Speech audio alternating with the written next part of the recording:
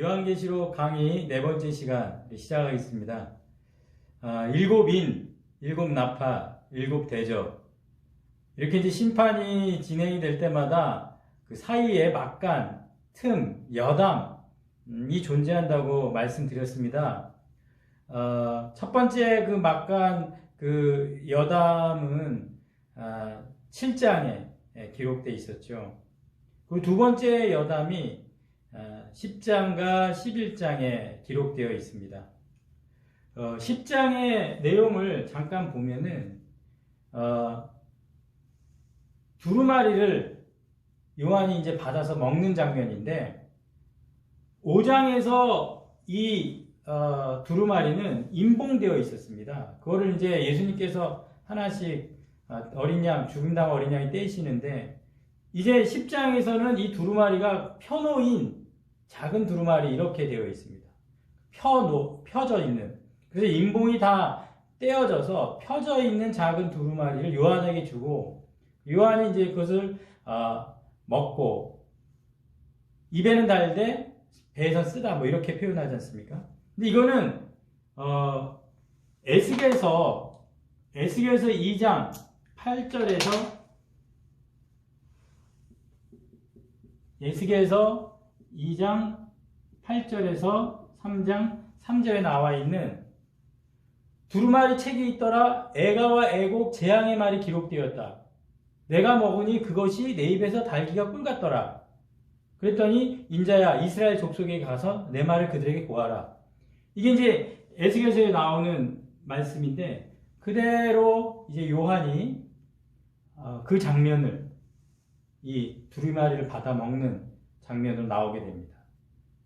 11장에 가보면 이제 두 증인이 나오는데 이 두 증인은 증언하는 믿음의 공동체를 보면 됩니다. 근데 이 두 증인이 증언하는 그 믿음의 공동체의 그 사명을 감당할 때 이게 이중적이에요.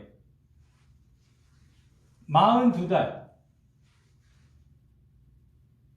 짓밟혀요. 11장 2절에 보면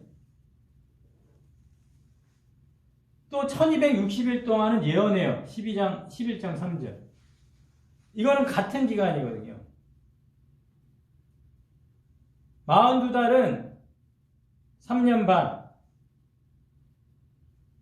260일도 3년 반, 한때, 두때, 반때. 이거는 다니엘서의 7장 25절. 제가 다니엘 강의 2번 해드렸거든요. 거기에 보면 이 내용이 나오니까 참조하시면 되겠습니다. 7장 25절에 한때, 두때, 반때 지내리라.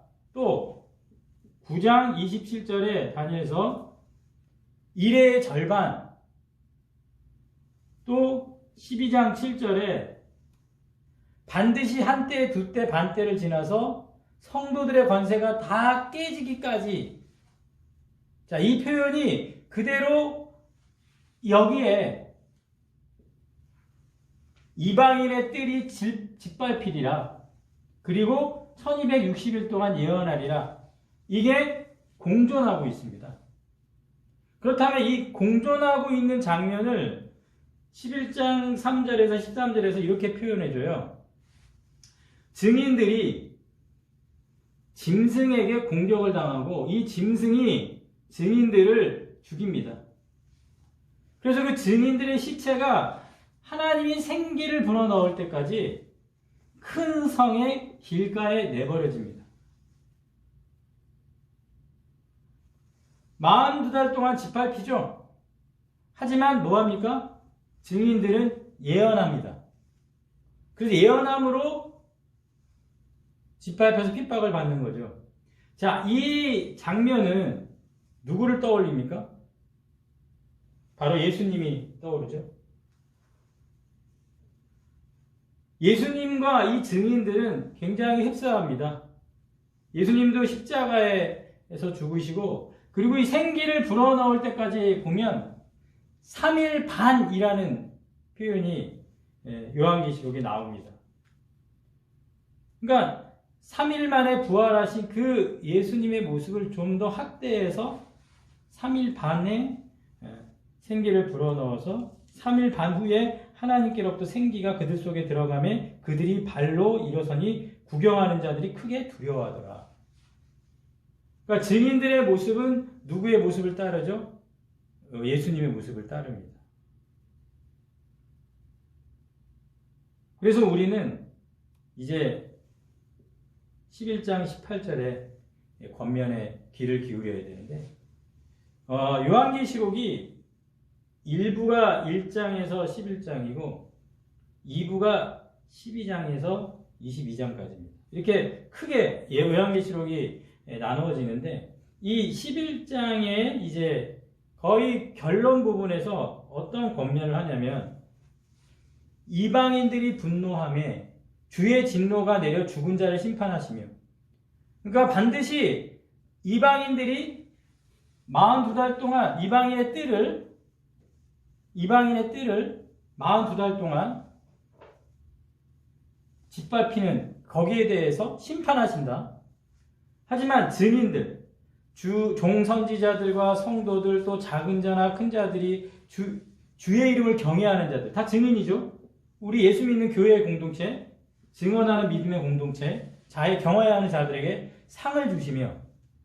11장 18절에 우리에게 권면하는 게 이거예요. 반드시 짓밟힌 자들은 심판할 거고 예언하는 자들은 상 주신다. 그러니까 우리는 하나님께서 허락해 주신 3년 반이라는, 한때 두때 반때라는, 42달이라는 1260일이라는 그 땅을 망하게 하는 자들에게 주어진 한정된 시간에 우리는 뭐 해야 된다? 증인으로, 예언자로 살아야 된다. 예언하면, 말씀을 복음 전하는 자. 그러면서 상을 주실 거고, 또 땅을 망하게 하는 자들에게는 멸망이 임할 것이다라는 11장 18절의 권면으로 이 요한계시록 일부가 마무리되는 것을 보게 됩니다. 근데 그 요한계시록 11장 18절에 이렇게 권면하는데 이미 11장 15절에 또 11장 15절에 또 선언하는 게 있습니다. 그게 뭐냐면 세상 나라가 그리스도의 나라가 된다. 하나님 나라가 된다. 세상 나라가 그리스도의 나라가 된다는 것은 증인들에게는 상 주시는 거고, 땅을 망하게 하는 자들에게는 멸망을 주는 거거든요. 그러므로 그리스도의 나라가 될 때에는 이 땅을 망하게 하는 자들이 멸망하는 거기 때문에 결국은 이제 요한계시록 2부 나머지 12장부터 22장까지의 그 내용은 땅을 망하게 하는 자들과 하나님이 싸우셔서 승리하는 그 승리의 이런 갈등에서 승리로 나아가는 내용이 중심을 이루게 됩니다. 그러니까 갈등에서 승리로 나아가는 그 2부의 내용이 이제 기록이 되게 되는데, 그렇게 2부의 내용이 시작되기 전에 우리가 이제 7 나팔 다음에 7 대접으로 넘어가지 않습니까? 그래서 7 나팔에서 7 대접으로 넘어가는 이 과정을 좀 이해하시면 이제 이 계시록 2부를 이해하는데 굉장히 큰 도움이 되겠습니다.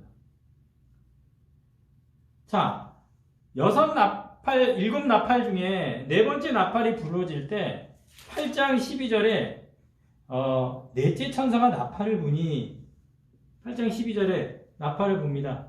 근데 그 나팔이 불어져서 13절에 끝날 때 뭐라고 얘기하냐면 화가 있으리니, 세 번의 화를 얘기하고 이는 세 천사들이 불어야 할 나팔 소리가 남아있다 그러잖아요. 그러니까 화의 세 번은 5째 나팔, 6째 나팔, 7째 나팔이 세 번의 화가 남았다, 이렇게 얘기하는 거거든요. 그래서 9장 1절에 다섯째 천사가 나팔을 불매. 이 나팔을 불고 그 다섯째 나팔이 끝날 때 뭐라고 얘기하냐면 12절에 첫째 환은 지나갔다 그래요. 첫째 환은 지나갔죠. 첫째 환은 지나갔으니 보라 아직도 이제 화 둘이 이르리로다 이렇게 얘기합니다. 그러면서 이제 두 번째 화 9장 13절에 여섯째 천사가 나팔을 붑니다. 그리고 이 여섯 번째 나팔은 11장 14절까지 이 일곱 나팔이 불러질 때까지 계속 진행이 되면서 이 안에 뭐가 들어가는 거죠? 우리가 말씀드렸던 막간, 여담. 이 막간 여담에서 제가 10장과 11장 아까 설명드렸던 그 두 증인 이야기가 나오는데 이 두 증인 스토리가 나오기 바로 전 9장이 끝날 때 회개하지 않는다 이렇게 마무리가 됩니다. 9장 20절 21절 제가 읽어드리겠습니다. 이 재앙에 죽지 않고 남은 사람들은 손으로 행한 일을 회개하지 아니하고 또 살인과 복술과 음행과 도둑질을 회개하지 아니하니라. 그러니까 심판으로는 도대체 회개하지 않는구나. 여섯째 인이 띄어질 때 우리가 막간을 살폈지 않습니까? 그 막간의 내용이 뭐였죠? 6장 17절에 이런 하나님의 진노 앞에 누가 서리요? 그랬더니 7장에 14만 4천 셀 수 없는 구원받는 사 예수님을 따르는 증인들 그들은 하나님 앞에 설 수 있다. 그런데 도대체 심판으로는 이들이 회개하지 않으니까 뭐해라? 증언해라. 증인이 되어라. 땅끝까지 복음을 전해라.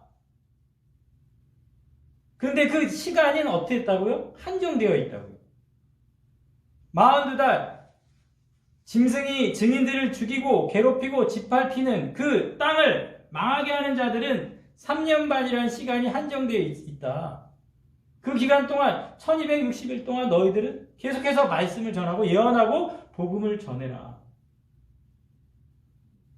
그러면서 이 두 증인들에게 승리의 선언을 11장 15절에 하시고 11장 18절에 권면하는 거잖아요. 상 주실 거다. 그리고 땅을 망하게 하는 자들은 멸망할 것이다. 그러면서 이제 계시록 2부가 시작이 되면서 이 일곱 나팔이 부러질 때 11장 15절이 보면 이렇게 되어 있습니다. 일곱째 천사가 나팔을 불매 하늘에 큰 음성들이 나와서 이르되 일곱째 나팔을 불 때 이런 선언이 나오죠. 그리고 18절에 권면이 나온 다음에 그때 19절에 11장 19절에 번개, 음성, 우레소리 우리 4장에서도 나왔고 8장에서 나왔고 일곱 인이 끝날 때 그 다음에 지금 일곱 나팔이 끝날 때도 어때요?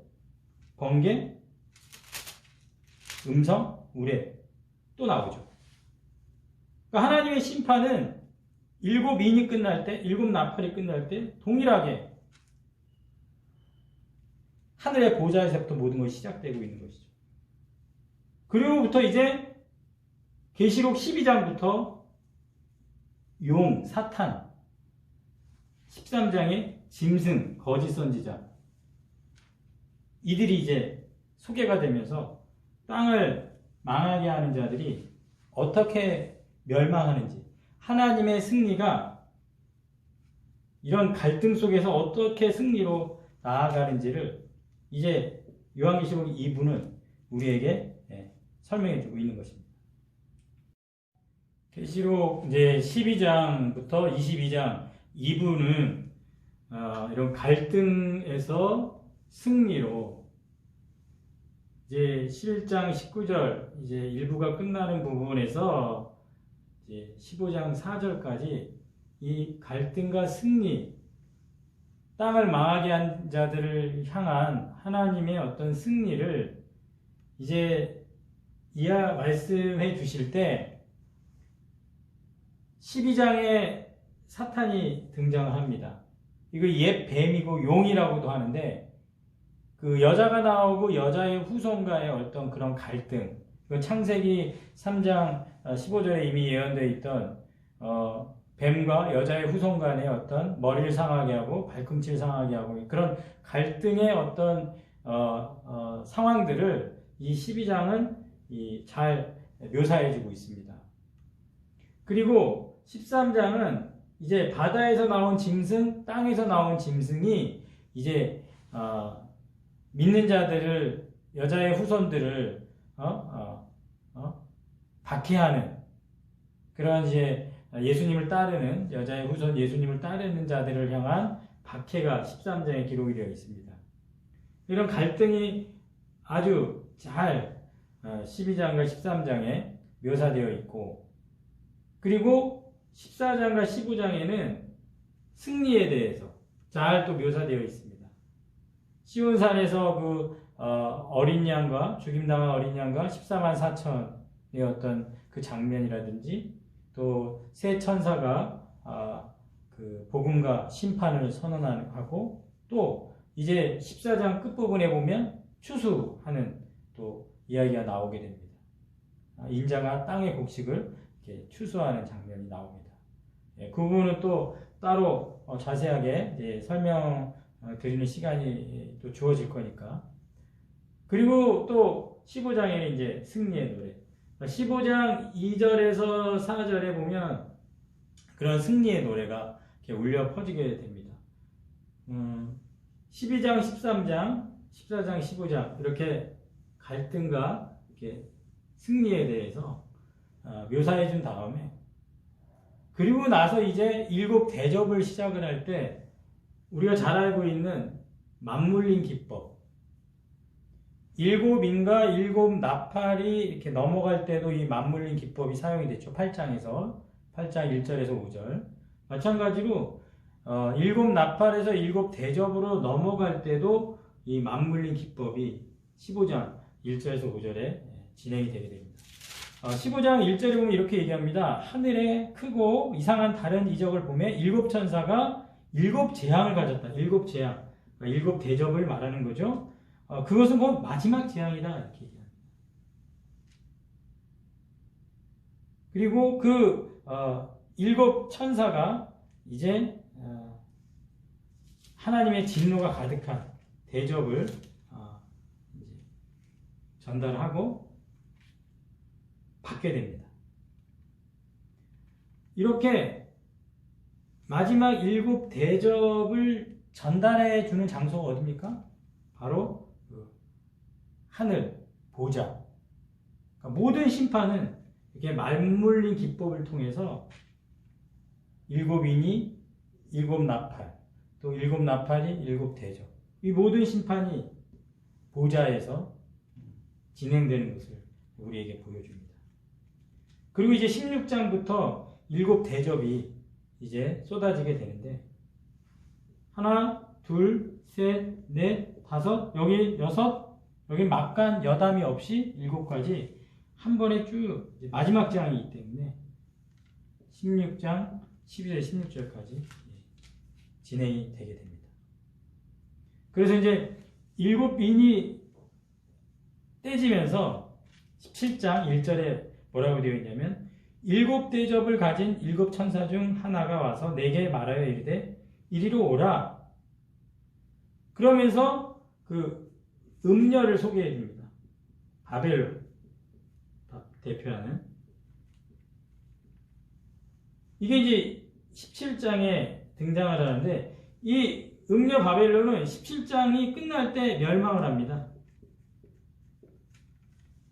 그래서 이게 멸망이 등장할 때는 사탄, 짐승과 거짓 선지자, 음녀 이렇게 등장하지만, 멸망할 때는 음녀 바벨론이 17장에 멸망하고요, 짐승은 19장에서 멸망합니다. 그리고 사탄은 20장에서 멸망합니다. 역순으로 멸망을 기록을 해줘요. 그래서 12장의 내용을 보면 사탄이 추방을 당하죠. 하늘에서. 그리고 내쫓김을 당합니다. 그래서 땅에 내려와가지고 땅에서 이런 일들을 벌이는 거죠. 그게 얘기했던 42달 1260일 그 한정되어 있는 시간에 42달 짓밟고 1260일 예언하는 자들을 죽이고 이런 일들을 이제 행하다가 19장에 예수님께서 이 짐승과 선지자들을 멸망을 시킵니다. 19장에 멸망을 시켜요. 19장에서. 그러고 나서 20장에 이 사탄을 감금을 시킵니다. 옥살이를 하죠.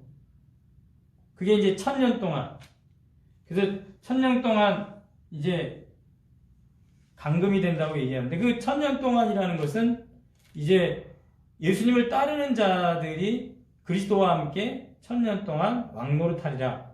이제 그 부분 아니겠습니까? 그리고 감금됐다가 옥살이가 끝나고 잠깐 풀려납니다. 그리고 나서 또 싸움을 일으키죠. 그리고 나서 불못, 영혼이 던져지게 되면서 최종 승리로 이제 끝나게 되는 것이죠. 그래서 결국 그 마지막 그 7 대접은 이 불못에 던져지는 그 끝까지 이제 기록이 되는 것이죠. 오늘 이렇게 살핀 내용을 한번 이렇게 되새겨 보면 우리가 살아가고 있는 이 세상이라는 그 사탄과 짐승과 거짓 선지자와 음력, 사탄은 눈에 보이지 않게 우리를 조종하죠. 짐승과 거짓 선지자는 눈에 보이는 목사라는 직업을 가질 수 있어요. 거짓 선지자. 또 인정받고 유명한 정치가 짐승일 수 있습니다. 그리고 음녀 바벨론, 경제활동을 통해서 우리를 조종할 수 있는 힘이 있습니다. 우리가 코로나19 사태를 겪으면서 국가가 어떤 정해주는 어떤 룰을 따라야 되는 그런 걸 경험해 보셨죠? 이제 이런 음녀 바벨론이라는 것은 경제활동을 통해서 어떤 이런 힘에 의해서 우리 믿는 사람들을 이렇게 조종하는 어떤 것을 의미하거든요. 그래서 그런 세력들과 우리가 공존하고 있는 이 42달 1260일 3년 반이라는 이 한정된 시간, 제한된 시간에서 이 시간이 끝까지 계속될 거다. 이건 사탄이 주는 생각입니다. 신앙생활이 힘들고 지치고 어렵다 할지라도 그것은 정해져 있어요. 제한되어 있어요. 3년 반 끝날 겁니다. 그리고 그리스도와 함께 다스리는 건 1000년 동안 영원합니다. 우린 이걸 꼭 명심해야 됩니다. 이때가 지나가리라? 맞습니다. 지나갈 것입니다. 그걸 그냥 푸념하면서 다 지나가. 다 끝나. 그렇게 얘기하는 이때가 지나가리가 아니라 우리에겐 1000년 동안 그리스도와 함께 왕노릇하는 그런 영원한 삶이 있어. 지금 우리에게 주어진 3년 반 다 지나가. 한정되어 있어. 제한되어 있어. 하나님께서 우리 증인들에게 믿음의 증언하는 공동체에게 상 주실 거예요. 땅을 망하게 하는 자들은 멸망할 것이야. 이런 확신을 가지고, 그런 확신을 가지고 우리가 끝까지 승리하는 믿음 백성 되시기를 주님의 이름으로 축원합니다.